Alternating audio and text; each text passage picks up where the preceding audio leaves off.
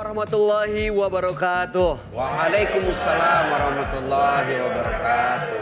Sahabat Dasat yang di studio dan juga dimanapun Anda berada, senang sekali pada kesempatan kali ini saya Bayu Oktara kembali menjumpai Anda. Tentunya kita berjumpa di Gaspol. Gaspol memang. Alhamdulillah Ustadz Dasat Latif sudah langsung hadir bersama kita semua. Tentunya kita akan mendengar cerita-cerita, kisah inspiratif, lalu juga motivasi yang akan berkaitan dengan tema di mana kita hari ini akan membahas mengenai sesuatu yang ada hubungannya dengan relationship. Nah, sebelum kita lanjut, saya mau mengundang nih teman-teman yang ada di sini, 3 cowok, 3 cewek, boleh nggak jadi volunteer, jadi relawan maju ke depan. Yang sebelah kanan dulu deh. Ada yang mau maju, boleh? Kita ajak ngobrol. Nah, boleh silakan maju. Yang sebelah kiri, silakan kalau begitu. Sahabat Dasat, saat ini sudah ada 3 pasang, 3 pria dan 3 wanita. Apakah mereka berpasangan? Saya nggak tahu. Kalau membahas soal jodoh, saya mau tanya dulu nih, Pak Ustadz flashback zaman dulu waktu Pak Ustadz masih muda. Pak Ustadz kan masih banyak tuh fansnya, yang naksir banyak. Susah nggak sih cari jodoh? Saya sempat mungkin 6-7 tahun galau cari istri. Wajarlah pada saat itu saya ada sekolah, kerjaan ada. Artinya dari segi materi saya sudah mapan. Oke. Saya cari perempuan sesuai kriteria yang saya mau. Oh lama, enggak dapat. Kemudian saya, ya Allah, saya ingin penghafal Quran. Oh, minta langsung itu aja kesimpulan saya. Waktu itu saya umroh, berdoa ya Allah, saya hanya minta penghafal Quran. Nah, akhirnya pada saat itu saya mau pergi ceramah ke Malaysia, tiba-tiba ada guru saya, dosen saya berkata, Ustadz, kau menikah? Saya tidak ada calon. Ada sepupu saya, penghafal Quran. Masya Allah. Tapi dia ada di satu, saya bilang, baik nanti kita pulang dari Malaysia kita ke sana. Tahu-tahu sebelum saya ke sana, saya diundang pergi nikah massal di satu tempat. 40 pasang nikah massal. Saya datang pada saat itu tidak ada perencanaan saya mau ceramah. Saya hanya hadir, dilihat sama pimpinan pondok. Ada Ustadz Dasat Latif. Kita minta dia menyampaikan nasihat perkawinan. Saya bingung, nasihat perkawinan saya belum ada istri. Ya kan? Akhirnya saya bilang juga, saya harus takziah kan tidak harus mati dulu. Ya kan? juga. Ceramah takziah tidak harus mati dulu kan. Akhirnya saya isi. Sudah itu tiba-tiba saya dikenalkan dengan seorang ibu. Kata guru saya tadi ini, yang profesor. Ustadz, ini ibu ada anaknya penghafal Quran di Gontor. Ringkas kisah, perempuan itu tidak pernah saya tengok fotonya, tidak pernah kenalan, tidak pernah tahu. Hari Ahad saya kenal ibunya, selesai khutbah Jumat saya pergi melamar. Masya Allah. Dalam durasi 5 hari saja, alhamdulillah sekarang itu jadi istri saya. Jadi istri saya itu yang ada di rumah Mas Bayu, tidak ada istilah pacar-pacaran, tidak ada istilah tarupan, tidak ada kenalan, enggak. Begitu sudah pas, oke. Masya Allah. Alhamdulillah minta langsung pada sang pemilik hati dan alhamdulillah diberikan jodohnya Pak Ustadz. Itu kan bagian dari ikhtiar Pak Ustadz ya. Nah kalau misalnya ada orang yang sampai sekarang masih jomblo, masih sendiri, itu takdir apa ikhtiar? Kurang ikhtiar Pak Ustadz? Jangan dijawab dulu Pak Ustadz. Nah tahan dulu. Kita ketemu dulu nih sama teman-teman kita yang ada di sini, sahabat Dahsyat. Saya mau tanya dulu yang ke laki-laki. Namanya siapa Mas? Ari. Ari, oke. Mas Ari, perempuan idamannya Mas Ari itu seperti apa sih? Buat saya sih secara pribadi nih, pertama sih saya ngeliat fisik sih. Fisik, Fisik. tinggi, cantik. Jadi ya itu kriteria saya. Sudah menemukan? Sampai saat ini sih belum. Kan banyak perempuan cantik. Bingung Ya, saya, emang gak ada yang cantik di dunia. Mungkin dia nggak suka sama saya kali, yang cantik. cantik ya, cantik. Terus apalagi itu dulu pertama. Pertama Iya, cantik. itu. Cantik. Oke. Itu aja atau itu aja? Itu aja sih. Nanti selanjutnya nanti kan kita masih bisa lihat nih karakter dia nih seperti apa sih gitu. Kalau misalnya bisa bisa Nyambung. bisa nyambung gitu. Nah itu nanti kita seiring berjalan bisa lanjut gitu. Oh jadi pacaran dulu baru menikah. Buat saya sih. Oke. Mas Ari, di depan Anda ada 3 wanita. Ada yang memenuhi kriteria? Ada sih. Coba saya mau tanya dulu ya Pak Ustadz ya sebentar, yang sebelah kanan. Mbak Alin, dengar Mas Ari tadi mencari jodoh yang pertama cantik. Komentarnya menurut Anda fair nggak kalau jodoh itu yang dilihat cantiknya dulu? Kalau aku sih nggak fair.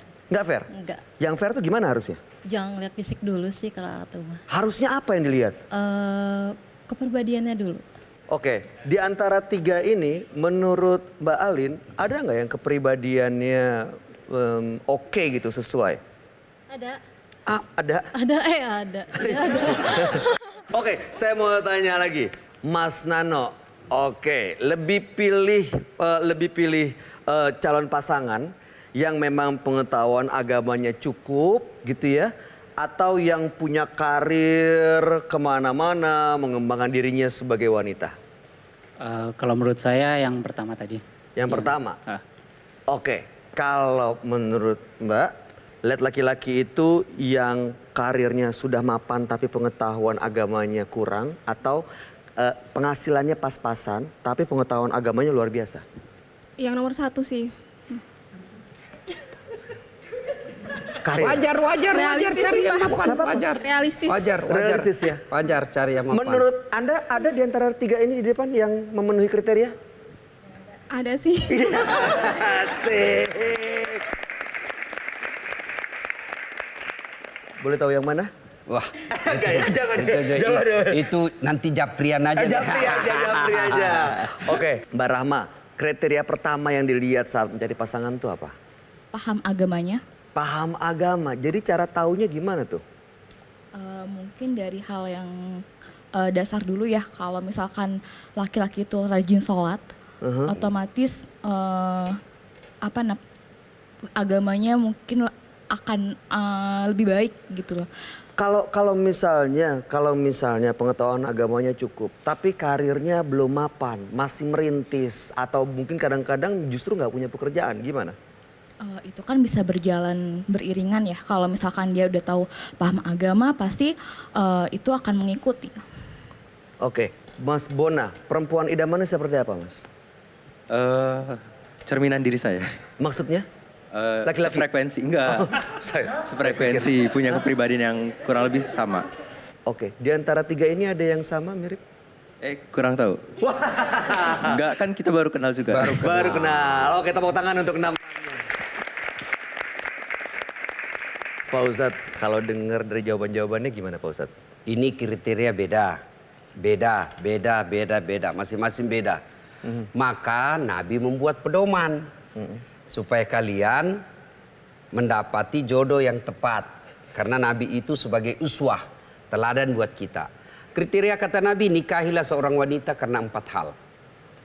Nikahi seorang wanita karena 4 hal. Atau nikahi seorang wanita, terima lamaran seorang lelaki karena 4 hal.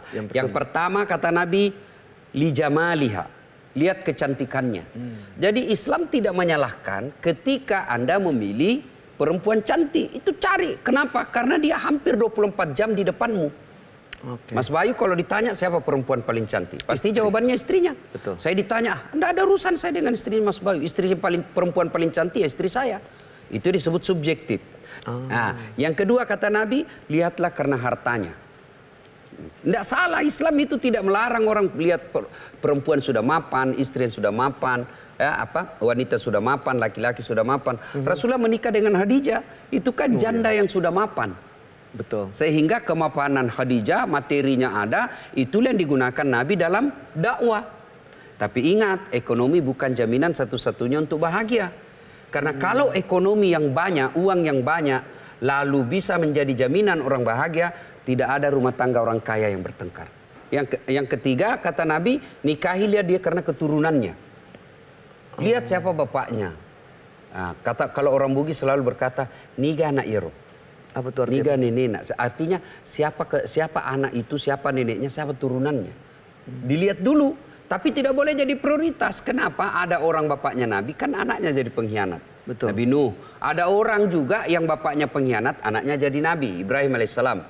Jadi ada orang kecewa menikah karena dia bilang, bapaknya ulama, kok anaknya ini begini sifatnya. Ya memang tidak ada jaminan turun itu iman.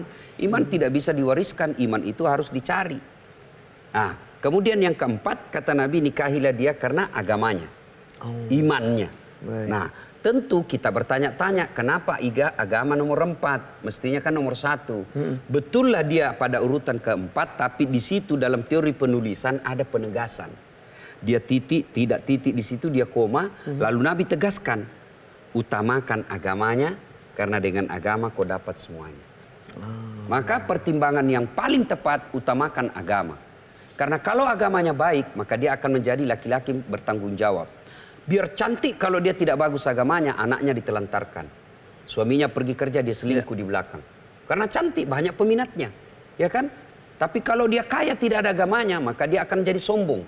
Dia dihina pasangannya, dia remehkan pasangannya. Kita laki-laki kalau sudah diremehkan, tidak ada lagi arti rumah tangga. Ya. Makanya biasa laki-laki kalau marah, suami kalau marah, saya tahu uangmu lebih banyak, saya tahu bapakmu lebih hebat, tapi tolong hargai saya sebagai suamimu. Itu kenapa? Karena penghargaan inilah yang paling utama bagi seorang lelaki. Nah kalau dia kaya tidak ada agama, dia remehkan suaminya. Tapi kalau ada agamanya, bagus agamanya, maka insya Allah agama itu yang mengajarkan dia menjadi rumah tangga yang baik. Tentu pertanyaan buat kita seperti tadi ditanyakan, gimana mengetahui dia baik agamanya? Pas, pertama lihat sholatnya. Itu ukuran dia. Kalau banyak ceritanya menasehati, tapi tiba waktu sholat, tidak sholat, pasti itu orang munafik. Dahsyat sekali. Baik, Pak Ustadz, nanti kita akan lanjutkan dan sekaligus bahas polling kita hari ini. Tapi kalau saya boleh tanya Mbak Alin, di antara 3 kalau boleh milih yang mana? Rahasia lah, Japrian aja. Iya. Kalau yang cewek hampir jawab loh Pak Ustadz. Hampir jawab loh. Hampir jawab. Mas, kalau misalnya ada calonnya kriteria di depan, yang mana? Hubungi saya. Saya ngatur. Udah mau jawab loh Pak Ustadz. Jadi ingat, kita tidak dibenarkan pacaran. Yang ada ta'aruf. Ta'aruf itu tidak datang berdua-duaan, tapi masing-masing dua belah pihak membawa keluarganya. Nah, dahsyat sekali. Jangan kemana-mana, sahabat Dasat, kami akan kembali setelah yang satu ini. Untuk itu tetap bersama kami tentunya hanya di Gaspol! Gaspol bebas! Ketika Anda mengalah untuk menyenangkan orang tuamu, insya Allah mengalahmu itu akan membuat rumah tanggamu bahagia. Ketika saya cari nafkah saat jomblo, beda pahalanya ketika saya sudah cari nafkah karena ada anak istri. Mau ketemu jodoh, datang ke pabrik jodoh. Di mana pabrik jodoh? Allah Subhanahu wa Ta'ala.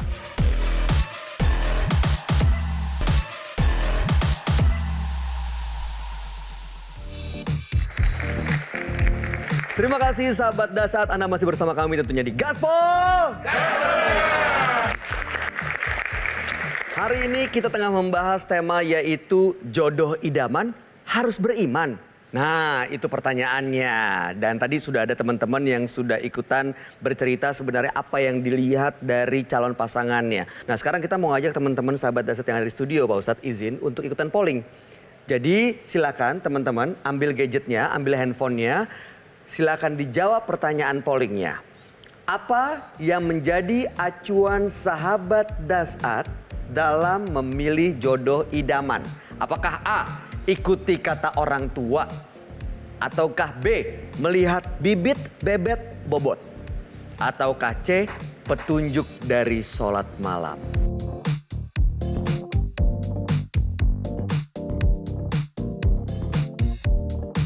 Sudah selesai, silakan dikembalikan handphonenya, dimasukkan kembali ke tempat semula. Dan kita samakan semangat lagi, boleh tepuk tangan buat kita semua. Izin Pak Ustadz untuk langsung kita bahas hasil pollingnya. Jadi apakah A, B, atau C yang paling banyak dipilih, inilah hasilnya. Menurut sahabat Dasat, ternyata yang menjadi acuan untuk memilih jodoh idaman paling banyak petunjuk dari sholat malam. Tipis bedanya ikut kata orang tua. Dan yang terakhir melihat bibit, bebet, dan bobot. Ada tanggapan Pak Ustadz? Semua bisa. Ya, semua lakukan. Kalau saya lakukan ketiga-tiga ini. Pertama, ikuti petua orang tua. Lalu petua orang tua itu betulkah menurut ajaran agama? Karena kadangkala juga orang tua tidak mencerminkan sifat sebagai orang tua. Terlalu matre. Karena pertimbangan nanti anaknya sengsara dari segi materi, akhirnya yang penting kaya dulu deh. Soal agamanya dia tahu ngaji atau tidak urusan belakang. Nah, kalau Anda merasa tidak pas dengan kriteria yang disebutkan orang tua, Anda boleh berdebat. Tetapi dengan catatan tetap dengan mengedepankan sopan santun. Ajak ngomong. Biar dia ngomong. Ngomong aja. Seharian dia ngomong. Jangan dibantah hari itu. Karena orang tua paling tidak senang dibantah. Besok jawaban akhir kita baik biar saya pikirkan dulu. Sebentar malam saya akan lakukan hal yang kedua. Sholat Petunjuk malam. dengan sholat malam. Nah, sudah sholat malam, nah sampai besok disampaikan ke orang tua. Pak, saya sudah memikirkan dan juga melakukan sholat istikharah. Ternyata kriteria Bapak pas buat saya. Mana orangnya? Ya kan? Ternyata tidak cocok. Pak, mohon maaf, karena ini saya yang menghadapi, saya akan mengalami. Memang penting orang kaya, tapi kalau dia munafik, Islam melarang kita berteman, jangankan memilih jodoh. Berteman saja orang munafik itu sebaiknya kita hindari. Loh, kenapa kau tahu munafik? Itu saya dapat jejak digitalnya. Nah, itu salah satu faedah dari jejak digital itu, kita bisa lihat masa lalunya orang. Terutama dedek akhwat ini, jangan seenaknya kamu gampang ngepost foto-foto atau status-status yang tidak islami. Kemudian yang ketiga itu Melihat adalah bibit bibit bobot. Ini penting, itu yang saya sampaikan tadi. Kriteria menurut Nabi, lihat keturunannya. Nah, kalau misalnya, misal Mas Bayu, kriteria orang tua ini bagus. Tapi hanya karena selera kita tidak sesuai. Atau hanya karena kita tidak mau dikatakan dijodohkan.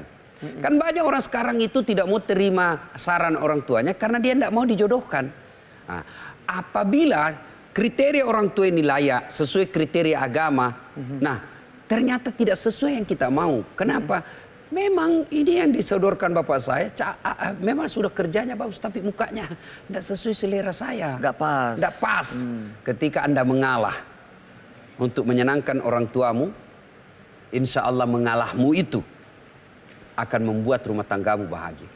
Izin Pak Ustadz, buat orang tua yang mau menjodohkan orang lain ke anaknya, itu ada kriteria tertentu nggak? Ada syaratnya nggak? Atau siapa aja yang menurut saya suka, saya mau jodohin ke anak saya? Apa kriteria orang tua mencarikan jodoh anaknya? Yang tadi sesuai dengan Yang petuah empat tadi Nabi. itu ya. Sesuai petuah Nabi. Kalau mau ringkas, utamakan selalu agama. Siap, dahsyat sekali. Sekarang saya akan berikan kesempatan kepada sahabat Dasat yang mau bertanya, silahkan, boleh angkat tangannya. Yang mana? Yang sebelah kiri. Oh, oke. Assalamualaikum warahmatullahi wabarakatuh, Ustadz. Waalaikumsalam warahmatullahi wabarakatuh. Fenomena saat ini yaitu banyaknya terjadi perselingkuhan, KDRT, dan lain-lainnya. Hal tersebut membuat saya agak gamang atau takut untuk menikah, Ustadz. Pertanyaan saya, bolehkah saya berpikiran tidak untuk menikah? Wah, luar biasa. Tepuk tangan dong. Oke, gimana tuh Pak Ustadz? Nabi menjelaskan, apabila seorang sudah mampu, ya, dia mampu ya, mampu lahir dan batin. Ya. Kemudian hidupnya sudah suka nyerempet ke zina. Kesini ke saya gitu Pak Ustadz. Pacar-pacaran, jalan bareng-bareng berdua. Nah, maka dia tidak mau menikah. Kata Nabi, falaisa minni. Kalian bukan umatku. Kalau dia tidak mau menikah. Nah, tadi penyakit seperti ini, percayalah itu bisikan setan. Karena nikah itu ibadah, Mas Bayu. Ketika Mas Bayu sendiri ketika jomblo, sholat, itu beda pahalanya ketika sudah menjadi suami. Karena menjadi imam. Ya, ketika saya cari nafkah saat jomblo, beda pahalanya ketika saya sudah cari nafkah karena ada anak istri. Maka ketika Anda menikah, itu ibadah. Maka setan tidak mau Anda beribadah. Tujuan pernikahan itu disebut dalam Quran menemukan ketentraman jiwa. Mawaddah, sakinah, mawaddah, warahmah. Nah, sakinah itu ketentraman, kedamaian.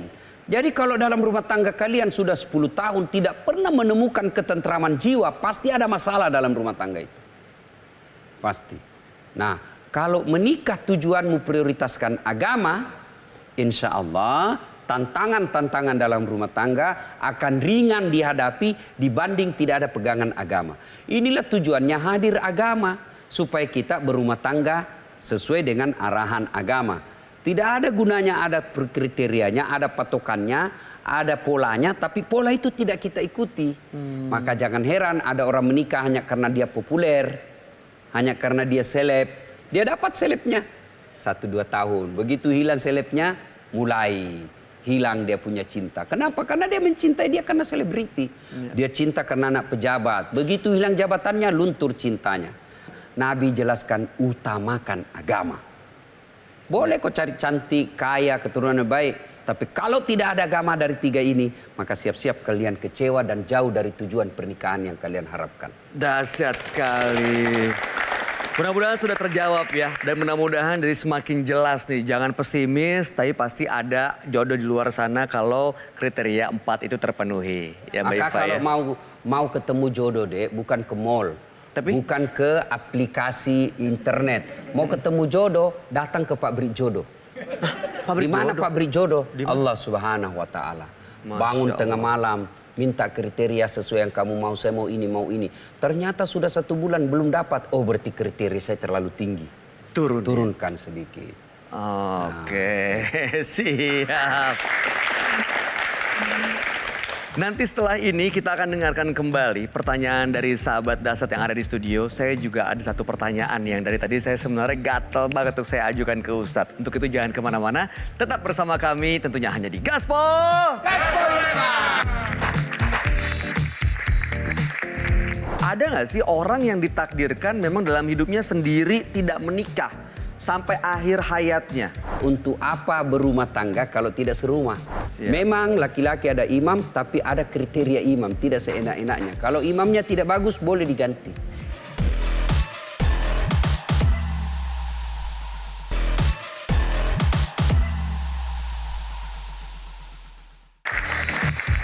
Sahabat Dasar dimanapun Anda berada, senang sekali Anda masih tetap bersama kami tentunya di Gaspol. Kita akan segera mendengarkan pertanyaan dari sahabat Dasat yang hadir di sini. Tapi Ustadz Dasat, izinkan saya mau bertanya yang tadi itu. Ada nggak sih orang yang ditakdirkan memang dalam hidupnya sendiri tidak menikah sampai akhir hayatnya? Ada, kan dalam kehidupan sehari-hari. Kita ada lihat, mungkin bukan orang lain, mungkin keluarga kita yang sampai ajalnya tidak punya pasangan. Nah itu kalau seperti itu, apakah memang sudah takdir atau kurang ikhtiar? Ya kalau dia sudah ikhtiar, sejak remaja dia ikhtiar, tidak dapat jodoh, ya sudah takdirnya seperti itu sendiri. Tapi yang bisa jadi dia karena tidak dapat, karena tidak mau mencari, karena memang dia tidak mau mencari. Dia merasa dia tidak butuh untuk menikah. Itulah sehingga Nabi mengancam, kalau kau sudah mampu dan selalu nyerempet-nyerempet kepada zina, lalu kau tidak menikah, kau bukan umatku. Nabi tidak ngakuin kita. Beda misalnya sudah cari, tidak ketemu-ketemu ya. Ataupun ketemu lagi tapi tidak sesuai dengan syariah yang dia inginkan, kriteria dia inginkan. Maka berarti memang sudah Allah takdirkan dia tidak ada jodohnya. Nah kalau sudah, ya bisa dikatakan udah pacaran cukup lama, tapi nggak dinikah-nikah. Nah, itu kesalahan dia. Boleh bukan minta lagi kawin nggak kalau takdirnya, perempuan, bukan takdir itu. Memang dia yang tidak mau menikah.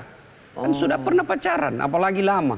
Tidak bertanggung jawab lagi. Iya, misalnya pacaran udah 5 tahun, tapi kok nggak ada tanda-tanda. Itulah makanya saya bilang sama anak-anak remaja, cewek-cewek, kamu jangan mau dipacar-pacari. Pacari 5 tahun tidak dilamar-lamar, motor aja 1 tahun sudah lunas. Ya kan? Masa kamu yang modal coklat, jual coklat, itu pun bunga-bunga plastik. Dibawa 5 tahun modal kok dibodoh-bodohi makan bakso di pinggir jalan. Jadi apa yang harus sebaiknya dilakukan Pak Ustadz kalau nggak dinikah-nikah? Taruh, kalau dalam Islam, kalau kau sudah yakin sudah saatnya Langsung panen, taruh. Cara paling baik datang ke pondok. Datang ke pondok, tapi pimpinan pondok juga itu tidak serta-merta langsung melihat. Kau kriteria apa? Saya mau ya masih muda, hafal Quran, ya tidak cantik juga tapi tidak jelek juga. Karena saya tahu saya juga tidak cakep, tidak gagah. Karena biasa kita tidak adil, kita hancur muka, kita cari yang cantik. Nah. Kan biasanya orang cantik, misalnya saya mau betul sama dia, cantik betul, saya mau sekali. Oh dia juga mau, ternyata dia mau muntah. mau muntah. Nah, Jadi, banyak orang menunda karena katanya kurang siap. Emang apa sih yang harus disiapin Pak Ustadz untuk menikah? yang paling tadi itu nikah setelah mampu. Mampu secara fisik. Ya, jangan sampai tidak mampu secara fisik dalam arti ini dia sakit-sakitan. Ya toh? Kemudian ukuran psikis. Jiwanya sudah mapan. Itulah sehingga undang-undang pernikahan kita itu kriteria untuk menikah sekarang perempuan kalau saya tidak salah itu 18 tahun atau 19. 18 laki-lakinya 19 kan. Laki-laki 19. Nah, meskipun kedewasaan seseorang itu bukan ukurannya dari umur. Karena ada orang umurnya 25 kelakuannya masih kekanak-kanakan. Ada umurnya 15 tahun tapi sudah sangat dewasa. Dewasa itu susah diukur. Dia adalah kematangan jiwa. Oh, ya. jadi itu. Nah, maka lihat dulu apakah jiwanya sudah siap untuk menikah. Karena Aisyah dinikahi Rasulullah itu masih sangat belia. Yang kedua, siap pula apa yang dibutuhkan dalam rumah tangga. Ya. Nah, ada orang yang tidak menikah karena dia merasa belum siap. Kalau bagi saya, siap paling utama itu adalah siap mental, siap fisik. Lahir batin dulu tuh. Ya, setelah itu baru kita membenahi. Sudah menikah sebaiknya jangan hidup sama mertua atau orang tua. Sebaiknya langsung bisa. Ya. Nah, kecuali istri kita di Jakarta sendiri, kemudian kita kerjanya di Papua. Nah, kita baru pengantin baru. Kriteria syarat yang ideal itu yang harus dilakukan oleh suami ini, dia bawa istrinya ke Papua. Kalau dia tidak mau ikut, maka dititip di rumahnya. Orang tua. Di rumah orang tuanya. Lagi pula menurut saya, untuk apa berumah tangga kalau tidak serumah? Nah, maka sebaiknya setelah menikah bawa istri. Saya belum punya rumah, Ustadz, kontrak. Biarlah dia menderita bersama bareng-bareng. Berikan pengetahuan kepada istri bahwa lebih baik kita ngontrak daripada tinggal sama ibu. Kenapa? Nanti saya bertengkar nanti dengan mertua ibumu, kan saya bingung. Pilih kamu atau, kan biasa orang bertengkar. Kau pilih ibumu atau saya, istrimu, kan bingung. Nah, itu kalau kita tidak bisa mandiri. Maka sebaiknya selesai menikah harus memisahkan diri dan tetap serumah. Ya, benar-benar siap untuk melangkah ke hidup baru ya. Siap. Oke, sekarang seperti janji kami, siapa yang mau bertanya boleh angkat tangannya. Assalamualaikum warahmatullahi wabarakatuh. Bagaimana kalau pasangan kita posesif, suka ngatur ini itu gitu. Terus juga kalau kita diskusi, dia bilang saya kan imam gitu, harus diikutin, harus nurutin gitu. Gimana Ustadz? Terima kasih. Nah, apakah itu jodoh idaman? Itu penyakit kejiwaan. Kalau saya tidak salah, posesif itu kan merasa ingin menguasai. Betul. Ya, maka terapinya bawa ke psikiater.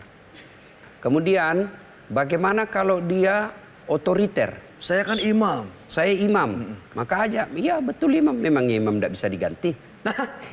Ya kan? Kriteria imam yang baik itu satu. Dia menjadi teladan. Gimana saya mau imam menjadi makmum? Kamu aja tidak pernah sholat.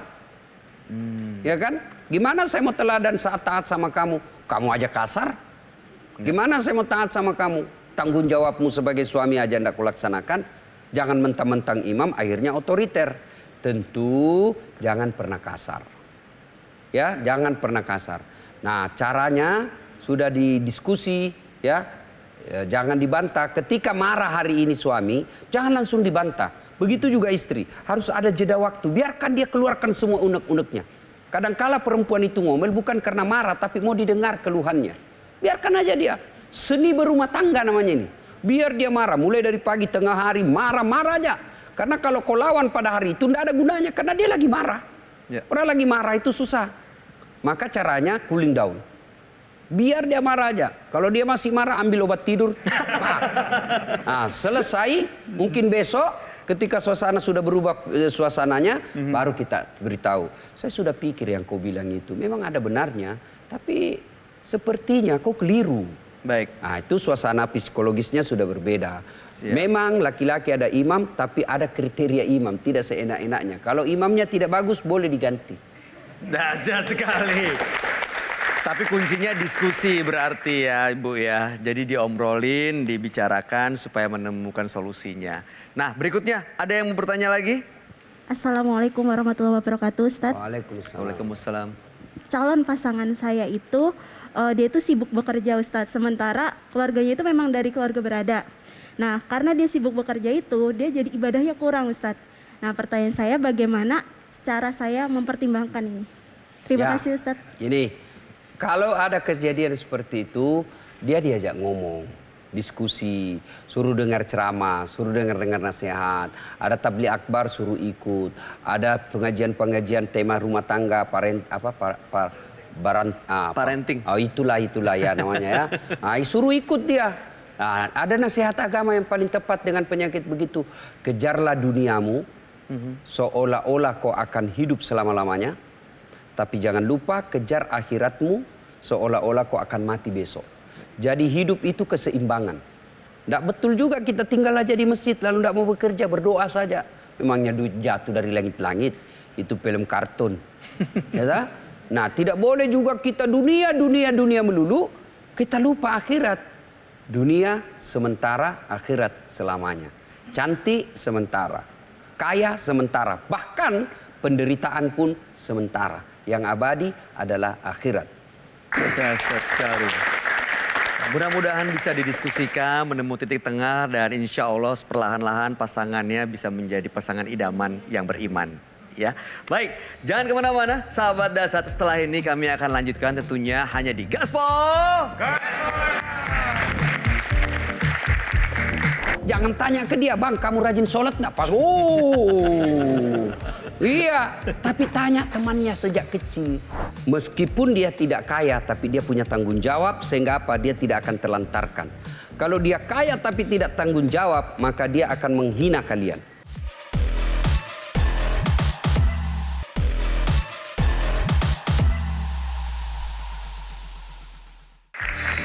Kembali lagi di Gaspol.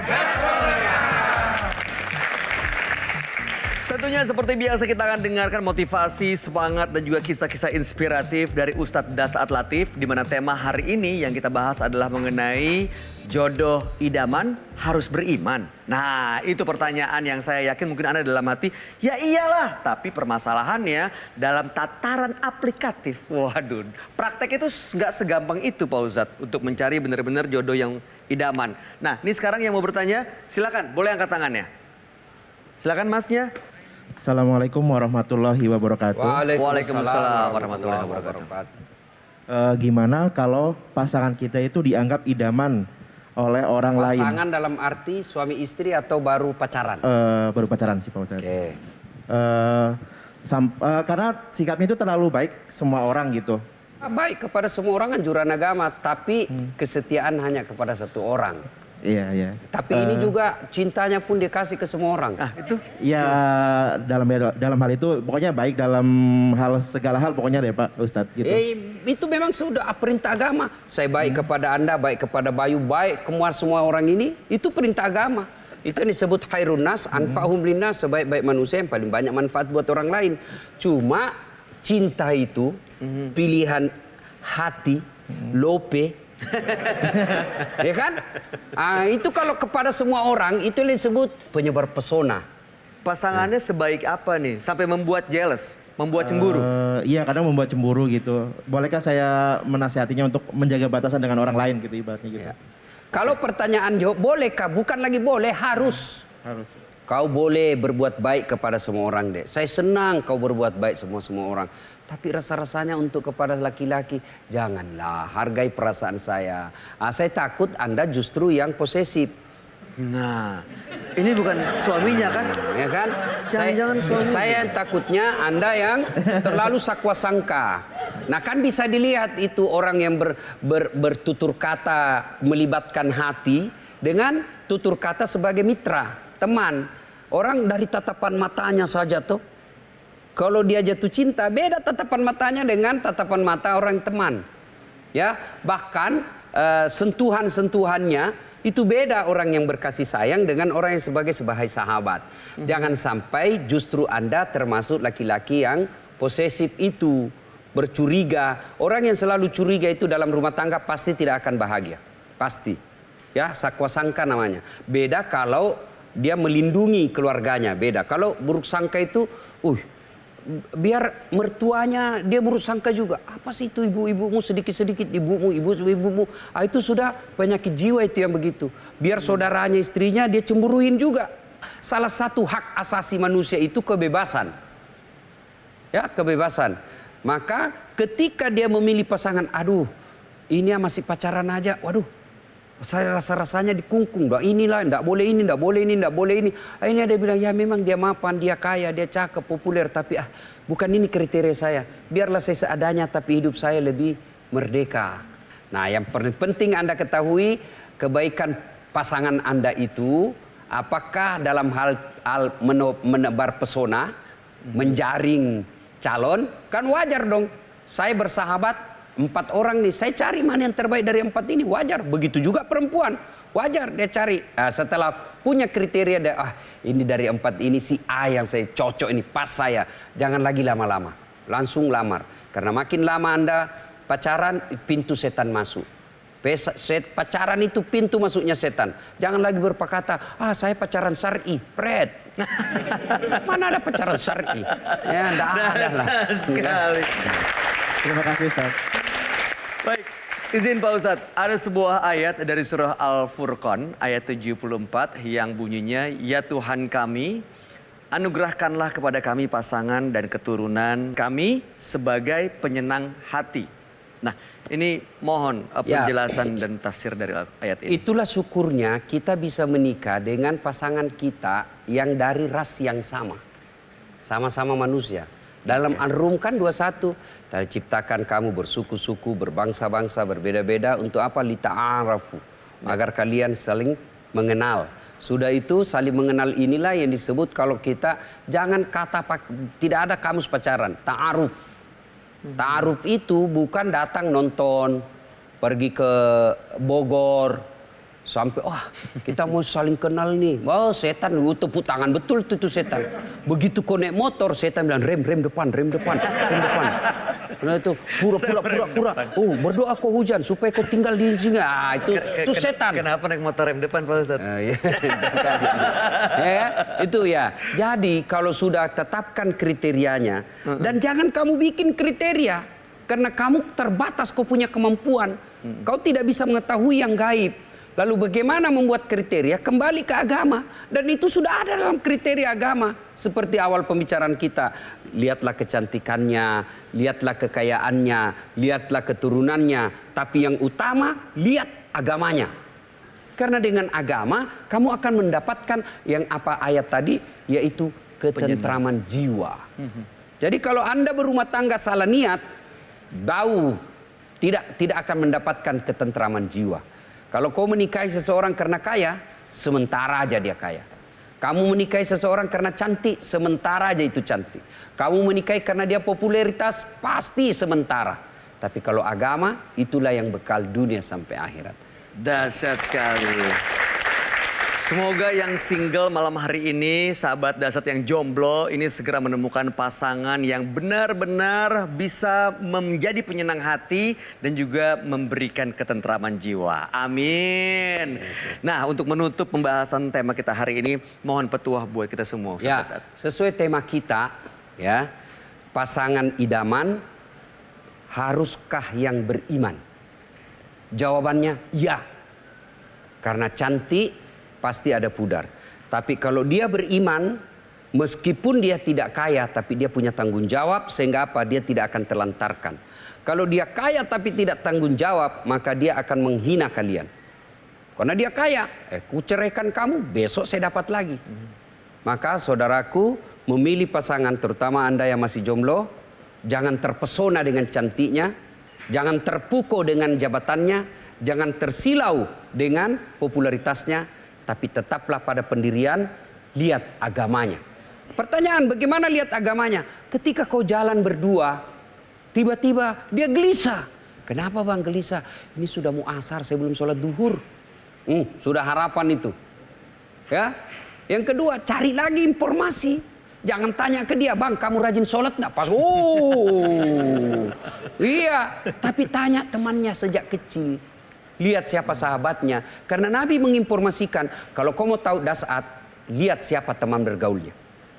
Karena tidak mungkin minyak menyatu dengan air. Jadi orang baik biasanya itu tidak akan tenang bersahabat dengan orang jahat. Jadi kalau kau lihat temannya selalu penipu, suka pergi tempat hiburan malam, kasar ngomong, kurang lebih seperti dialah itu dia. Kemudian paling penting lagi, di zaman sekarang ada jejak digital. Karena banyak kejadian yang curhat sama saya, saudara laki-laki, karena sejak kecil dia fokus cari ilmu, dapat pekerjaan yang bagus, baru dia diminta untuk menikah. Nah, dia cari menikah, ditemukan sama orang tuanya, lalu dia cari jejak digitalnya. Waduh, ternyata dilihat waktu SMA, ganti-ganti teman-teman, ndak malu, pasangan dengan laki-laki, peluk-pelukan. Itu sudah bisa merugikan kalian. Maka sebaiknya hindari mempost, men-share foto dan video-video yang bisa merugikan kalian. Dahsyat sekali. Baik, semoga petua-petua dari Ustadz Dasat Latif malam hari ini akan menguatkan kita, membantu kita untuk buat yang single terutama, agar segera mendapatkan jodoh idaman yang tentunya beriman, sehingga akan membantu kita membentuk keluarga yang sakinah, mawadah, warohmah, dan mempunyai keturunan yang soleh dan solehah. Amin, ya rabbal alamin. Untuk semangatnya boleh kita tepuk tangan sekali lagi. Dasat Latif, terima kasih atas petua-petuahnya buat kita semua. Dan sahabat Dasat dimanapun Anda berada, akhir kata saya Bayu Oktara dan seluruh kru yang bertugas mohon pamit. Insya Allah kita akan bertemu kembali minggu depan tentunya hanya di Gaspol. Wassalamualaikum warahmatullahi wabarakatuh. Metro TV